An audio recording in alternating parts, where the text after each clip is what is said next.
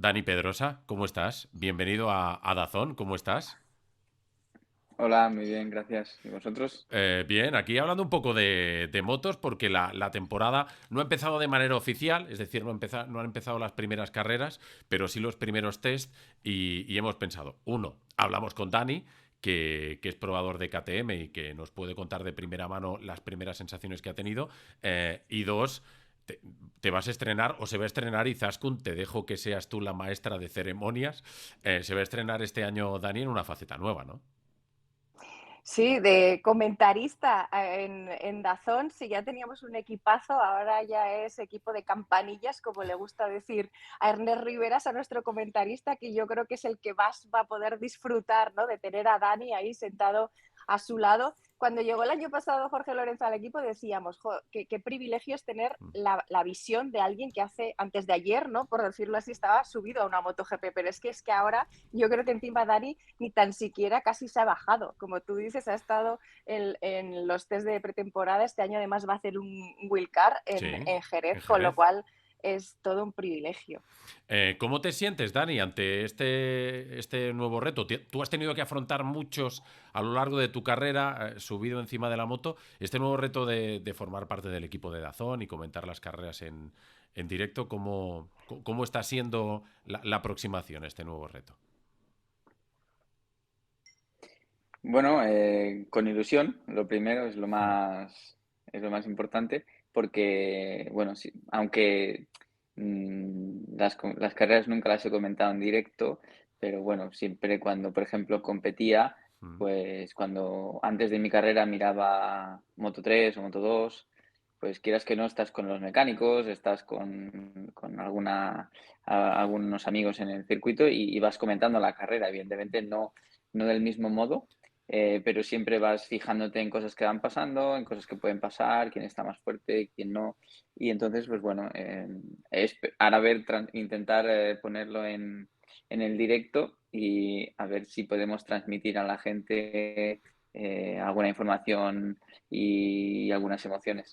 Seguro que sí lo va a conseguir, ¿no? Izaskun, porque al final tener la experiencia de saber qué se siente encima de la moto es lo que más valora la gente, ¿no? Porque luego estamos los periodistas que lo contamos mejor, peor, más acertados o menos, pero poder transmitir esa experiencia de lo que se siente encima de las motos solo la tienen ellos.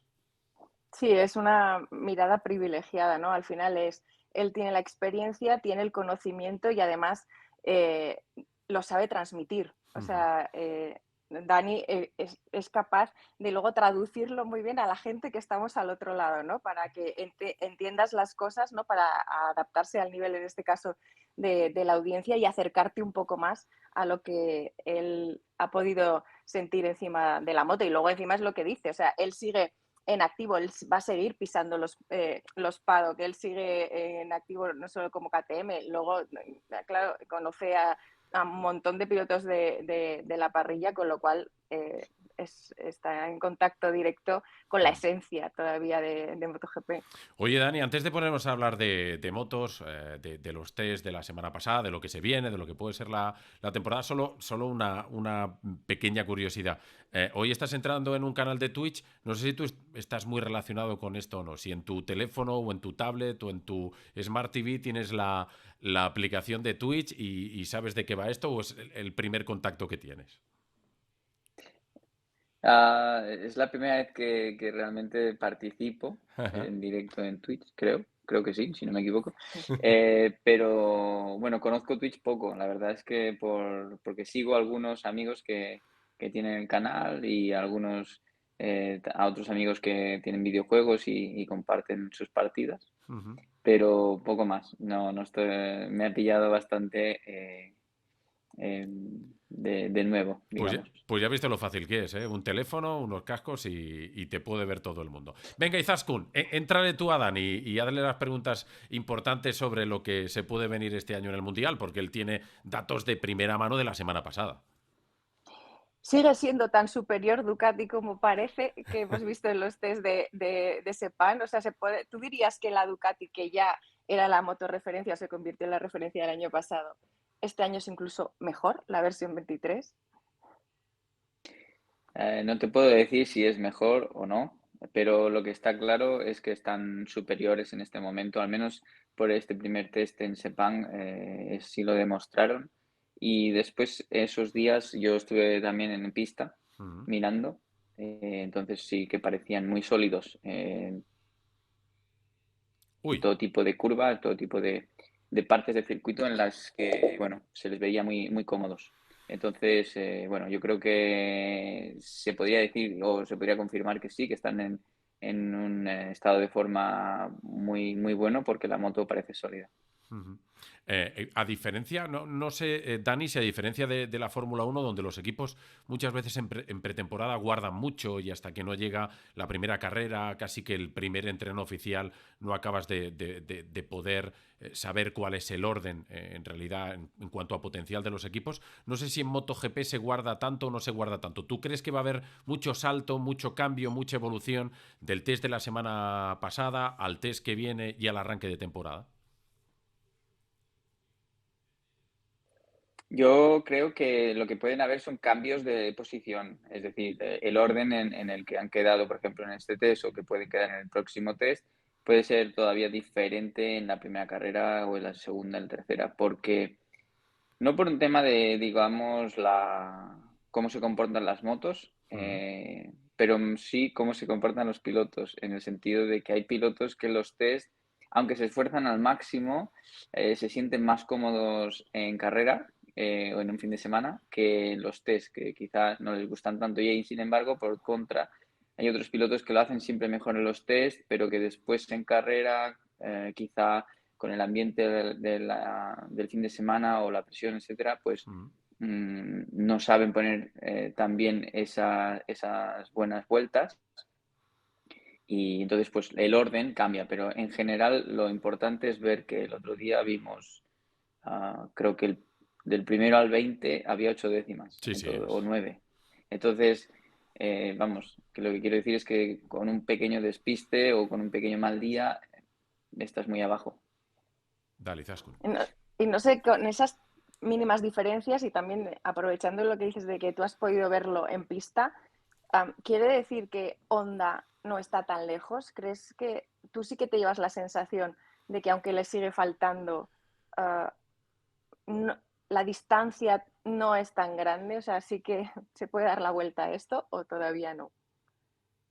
Bueno, cuando te he comentado que había 8 décimas o 9 décimas entre los primeros 20, te estoy hablando a una vuelta, pero a una vuelta es muy diferente que a 10 o que a 20.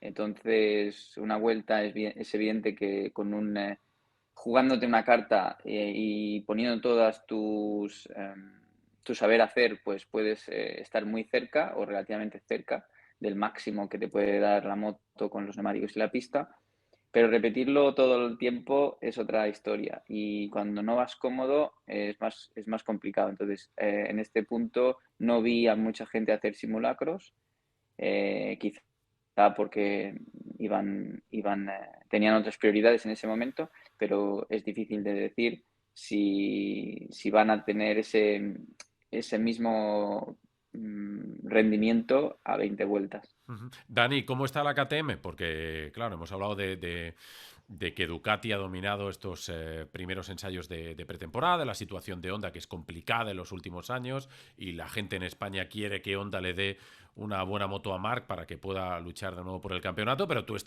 eres piloto probador de KTM, has podido probar las sensaciones de la moto de este año la semana pasada. ¿Cómo estáis vosotros? Porque además en vuestros equipos también hay varios pilotos españoles que tienen muchas esperanzas para este nuevo curso. Bueno, estamos en un proceso ahora mismo de adaptación a ciertos cambios dentro del equipo. Mm. Hay técnicos nuevos, hay algunas ideas nuevas debido a estas incorporaciones de estos nuevos técnicos, que además tenemos a Jack que se está todavía adaptando a la moto y por el otro lado tenemos a Binder que está intentando pues corroborar un poco estas nuevas ideas, a ver si encajan con su estilo de pilotaje y pues bueno, van probando ambos varias alternativas a ideas que ya han usado en el pasado para ver si pueden dar un paso adelante o por lo contrario, pues todavía no. Entonces, yo creo que por lo que hemos visto parecían, como hablábamos, que Ducati estaba muy bien, Aprilia también muy bien, quizá un pelín por debajo de Ducati, pero muy cerca. Y luego hay que ver si estamos ahí nosotros o ahí Yamaha, porque Yamaha, por ejemplo, también creo que dejó algunas dudas.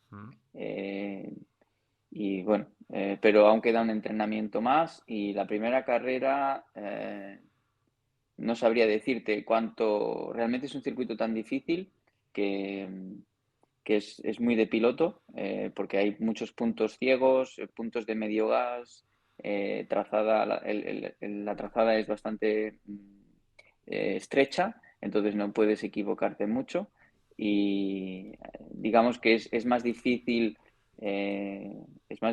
que todo dependa solo de la moto, sino que depende mucho del piloto también ese circuito.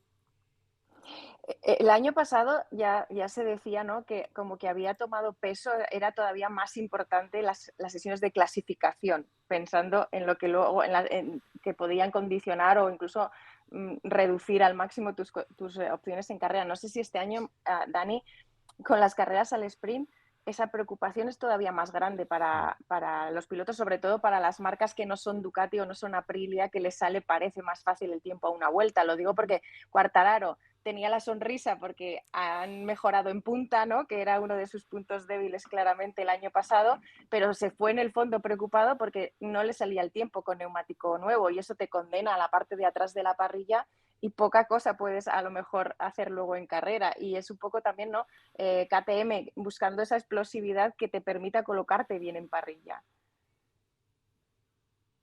Exactamente, el año pasado, bueno, 2 años llevamos un poco intentando mejorar el tiempo por vuelta rápido para la clasificación, porque te condiciona mucho cada vez más el salir atrás, ya que los adelantamientos se han puesto difíciles y como se va tan rápido con quizá la aerodinámica y las presiones de los neumáticos, pues es un poco complicado hacer adelantamientos. Entonces, bueno, si tienes una carrera larga, aún puedes de alguna manera remontar, ¿no? Pero este año, contando que la clasificación va a contar para 2 salidas y que una de ellas no tienes tiempo para remontar, pues te diría que sí, que es vital. Entonces, nosotros, por ejemplo, uno de los puntos que hemos estado trabajando mucho para este nuevo año es justamente intentar tener mejor sensación con neumáticos nuevos para hacer el tiempo y veremos si en las primeras carreras se traduce en que hemos dado un paso en adelante en ese aspecto. Oye, Dani, tú hablabas ahora de aerodinámica, presión de ruedas, dificultades para adelantar. Tú que has vivido desde el principio prácticamente hasta ahora todo el proceso de la evolución de MotoGP, desde que hubo el cambio de las 500 de 2 tiempos a las motos ahora de 4 tiempos, con distintas cilindradas, pero ¿te gusta más este motociclismo de ahora donde la aerodinámica, los ingenieros y demás cada vez tienen más impacto como ocurre en la Fórmula 1? ¿O tú eres de los románticos que prefería las motos de hace algunos años que no eran tan complejas con los dichosos aletines, que si lo pongo aquí, que si lo pongo allá, me cambia absolutamente toda la sensación a la hora de manejar la moto? Preferencia mía es la segunda, la más natural, la Ujú. que sería la más tradicional. Sí. Pero bueno, los tiempos van cambiando ¿Y tú crees y que no puedes hacer nada. y tú crees que se va a intentar cambiar un poco el rumbo que está tomando el MotoGP en estos últimos años? ¿O crees que este es el camino que se va a andar? No lo sé, pero la tecnología Ujú, es difícil pararla. ujú. De hecho, de momento es eso. Ahora también en estos test por lo menos daba la sensación de que gran parte del esfuerzo de casi todas las marcas sigue por ese camino, incluso de Ducati, que ya tenía una aerodinámica como muy evolucionada, o Aprilia, ¿no? También KTM habéis hecho un montón de pruebas en este aspecto, introduciendo también esto que ya se está haciendo, que se ha hecho famoso durante los test, que si el efecto Venturi, algunos decían algunos de los carenados o de las evoluciones de carenado de Aprilia un poco inspiradas también en ese conducto NS del Ferrari de 2008. De momento parece que parar no para, todo lo contrario. No, todo lo contrario, y los equipos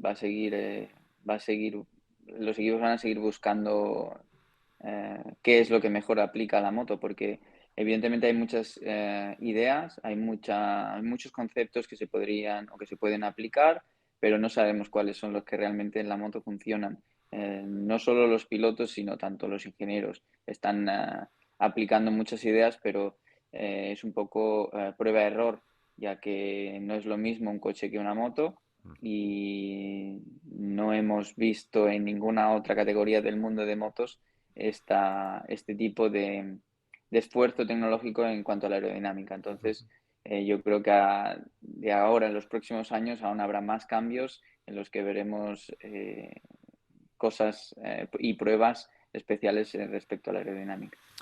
Dani, cuando hemos empezado el directo y antes de que entrases tú, comentaba Izaskun que eres probador de KTM, lo eres desde hace varias temporadas y que este año, como ya ocurrió por última vez en 2020, vas a participar en un Gran Premio, además en un Gran Premio en casa, en Jerez. Todavía quedan algunas semanas para que llegue esa carrera, pero desde la distancia, ¿cómo te la planteas? ¿Cómo es la aproximación a volver a ser piloto de carreras por un fin de semana, cuando ya hace algunas temporadas que dejaste de serlo? ¿Estás llevando algún tipo de preparación específica o cómo lo estás haciendo? Sí, evidentemente estoy intentando prepararme un poco más específica para el Gran Premio, ya que son sesiones más cortas pero mucho más intensas que las sesiones que yo tengo en los test. Entonces tengo que intentar pues estar un poco más entrenado para ese tipo de exigencia, para recuperarme rápido entre sesiones. Y bueno, luego hay el otro aspecto que es el mental, ¿no? Ya que, bueno, cuando compites, pues quieras que no, mentalmente estás en una dinámica un poco más agresiva. Y cuando no, estás en una situación un poco más relajada. Entonces, bueno, ese es un aspecto, yo creo que es el más difícil de los dos, mucho más que el físico, ya que, bueno, cuando te dejas de correr, también te relajas mucho mentalmente y con el paso del tiempo, pues, digamos que olvidas un poco esa, esa versión de ti. Entonces, creo que ese es el aspecto más importante. Y hablando de preparación mental, ¿cómo crees que va a ser también? ¿Cómo va a afectar a los pilotos el tener que enfrentarse a 2 carreras en vez de a una cada fin de semana? Y también a una particularmente, bueno, con muchas particularidades como eso, carrera al sprint, con menos vueltas. O sea, al final para vosotros entiendo que tampoco es lo mismo un entrenamiento a nivel mental que afrontar la carrera y todo lo que eso conlleva. Seguro que va a haber cambios y seguro que se va a adaptar mejor a unos pilotos que a otros. Por poner un ejemplo rápido, yo creo que para personas como Marc o como Jorge Martín, que son muy explosivos, pues seguro que este nuevo formato les puede encajar. Y personas como, no lo sé, ahora no me saldría poner un ejemplo, pero alguien un poco más de endurance, pues seguro que le cuesta un poco más adaptarse a este formato, pero estamos aquí y ahora mismo hay que intentar adaptar el entrenamiento para volverte un poco más explosivo que resistente. Oye, Dani, te tengo que poner un pequeño aprieto porque sí, porque hemos venido a jugar, esto es Twitch, pero no te asustes, que no es nada. No es nada. Quiero que nos hagas, no que apuestes por un piloto, porque ni siquiera ha empezado el campeonato, pero sí que nos des 3, 4, 5 nombres, si quieres, para abrirte el abanico y no apretarte demasiado, sobre los que tú, con todos los riesgos que tenemos, porque estamos en febrero de 2023, crees que van a estar en la batalla por ganar el Mundial hasta el final. Uf. Ya te he Pregunta dicho, muy difícil. ya lo sé. Por eso, ya, lo primero que te he dicho, Dani, es te voy a Sobre poner todo, en un pequeño básicamente, aprieto. es una pregunta muy difícil, sobre todo por dos motivos. Eh, el primero es porque el campeonato es muy largo ahora, cada vez Sí. es más, son un montón de carreras. Y bueno, pues lo sencillo sería escoger alguno de los de Ducati, porque por el momento es la moto más estable en todo tipo de circuitos y con más rendimiento, ¿no? Que puede ir más rápida.